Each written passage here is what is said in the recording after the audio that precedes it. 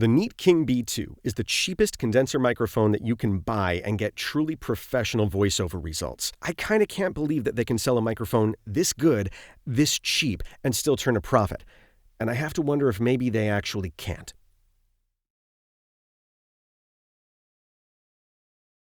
Welcome to a video review from the SML podcast. My name is David Autovino. I'm a professional voiceover actor, friend of the show, occasional guest, and I'm going to be reviewing this microphone on behalf of the show. Special thanks to Isaac from Step 3 and to Neat Microphones for providing this microphone to us for review. Okay, so here's the headline, folks. In my opinion, the Neat King B2 is the cheapest microphone that you can buy to get truly professional voiceover results at home.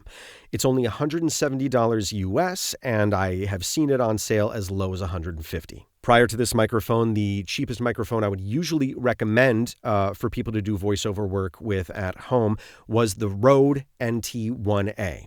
It's a $230 microphone and is kind of the market leader in the prosumer voiceover microphone category. The NT1A is a spectacular microphone. I've always compared it very, very favorably to the microphones that I use in my professional voiceover work that cost $1,000 or more. This microphone, at $60 less than the Rode NT1A, is just as good as that microphone, if not a little bit better. So who made this microphone? Well, the company Neat was founded a few years ago by two of the original founders of Blue microphones. You've probably heard of the Blue Yeti, the Blue Snowball, and Blue also has a long history of making very, very high-quality studio-grade microphones as well. So while the name Neat might not have a lot of name recognition right now, they certainly have a long, long pedigree of know-how and expertise. So let's talk about some of the things that I look for in a professional-grade microphone. If you're a contractor and you walk into a hardware store, you know at a glance which are the tools that are aimed at consumers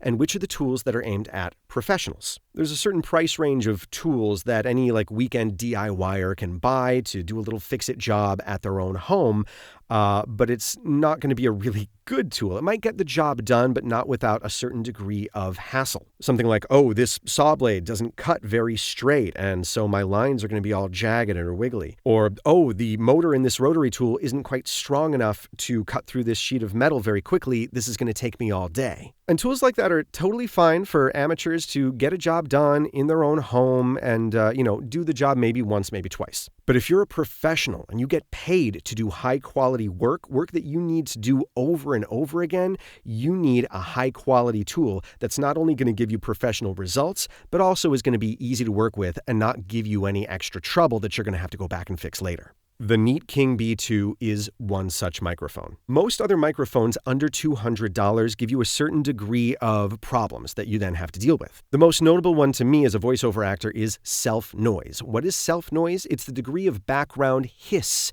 that a microphone's circuitry produces all on its own. Self-noise is present on a lot of cheaper microphones, and you can usually deal with it at a regular speaking volume. When you notice the problems is when you try to get low and intimate. Say you're doing some very dramatic narration of some kind, and so you need to speak more quietly and you need to turn up the gain on your interface. Now, the more you turn up that gain knob on your interface, the more of that hiss is going to be present in your recording. The Neat King B2 has a remarkable self-noise figure of only 6 decibels. That's among some of the quietest microphones in the world. So I'm going to let you listen to some comparison audio so that you can hear what I mean. Now, all of these comparisons are recorded through a Focusrite Scarlett 2i2 USB interface, because this is probably the most typical price range of interface for people that are going to be using a microphone like this. Now, the closest microphone in this price range and class that I wanted to compare it to is an AKG Perception microphone. The AKG P220 sells for about $150 and is tonally very similar to the Neat King B2. I don't actually have a P220, but I've got the older discontinued Perception 100.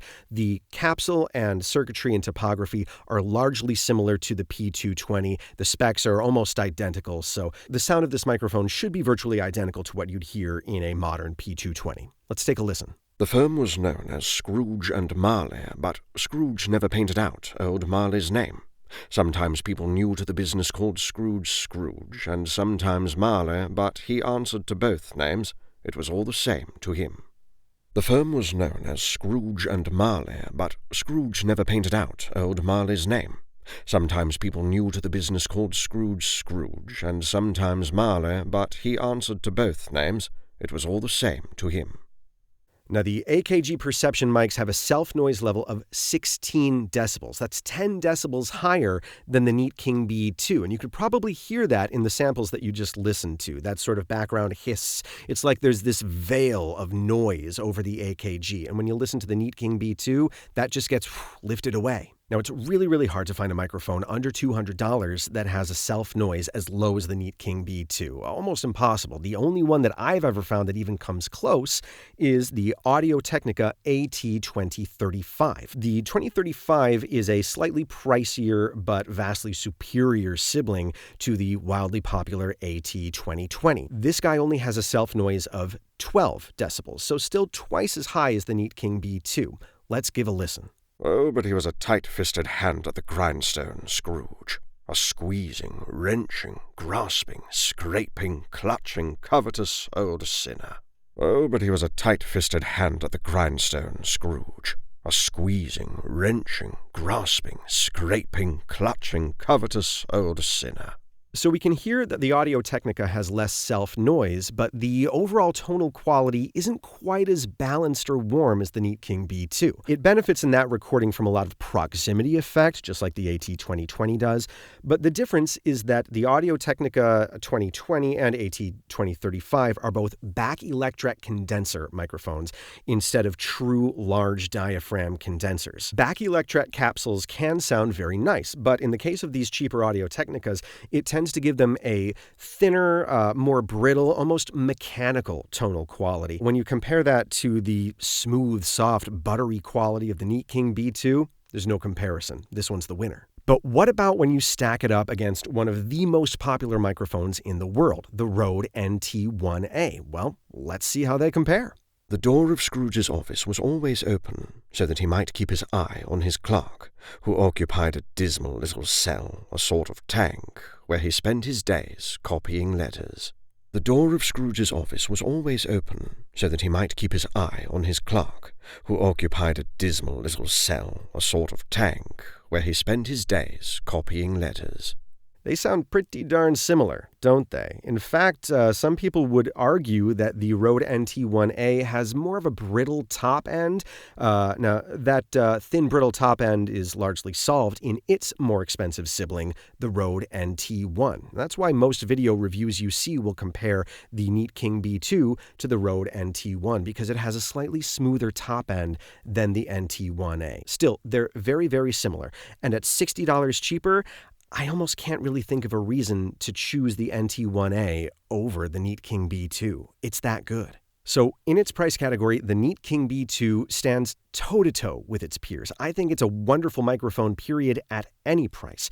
But let's see how it compares to a truly studio-grade, expensive piece of equipment like the $1,200 Neumann TLM 103.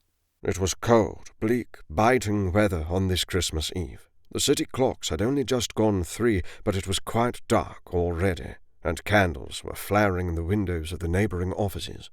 It was cold, bleak, biting weather on this Christmas Eve. The city clocks had only just gone 3, but it was quite dark already, and candles were flaring in the windows of the neighboring offices. So if you were listening closely with very good headphones, you could probably hear the difference between these two microphones. The $1,200 Neumann has a certain 3D dimensionality to it that, by comparison, makes the Neat King B2 sound a bit flat and muffled. Still, for less than 1/6 of the price of this microphone, it is astonishing that the Neat King B sounds as good as it does. So how did they do it? Well, let's go back to that speculation that I mentioned at the very top of this video, that I think maybe they are not selling this microphone for a profit. I think they might be selling it at cost or maybe even at a loss. I have zero evidence to back this up. This is totally just a hunch, just a guess, based on what I know about what is inside this microphone and the company's history. Long after the original founders left the company, Blue was purchased by computer peripheral maker Logitech. Logitech now markets microphones like the Yeti and the Snowball for computer applications like telework or streaming or podcasting. What does that have to do with Neat? Well, Neat Microphones now partners with Turtle Beach for distribution. Turtle Beach is the famous maker of video game peripherals that are very affordable but not necessarily known for their quality. So let's talk about quality. The Neat King B2 uses a 34mm custom-tuned capsule. It's got a transformer-biased output, which gives it some weight and heft in the sound. Transformers can be very noisy, so you have to choose a good one when designing your product in order to keep the self-noise level down to a minimum. You have to choose good capacitors in the circuitry. Now, the original Neat King B had a completely linear circuit. That means there was no EQ in the circuitry. But people complained that that one had sort of a brittle top end like the Rode NT1A.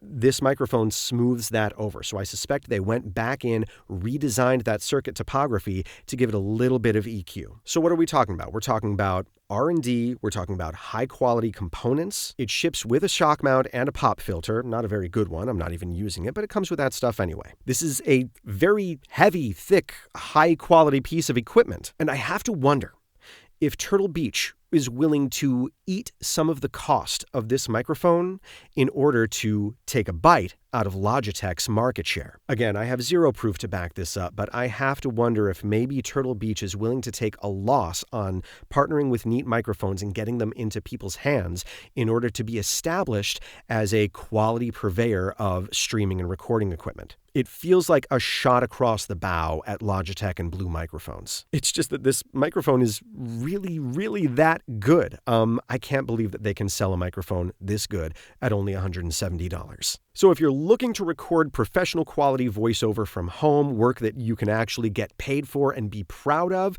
this is now my new go-to recommendation for the cheapest microphone that you can get and get those high-quality results. The only cons that I could really knock against it are it is huge. It's very large. It's very heavy. You're going to need a heavy-duty stand. If you're a streamer, it is large enough that it might get in the way of your face.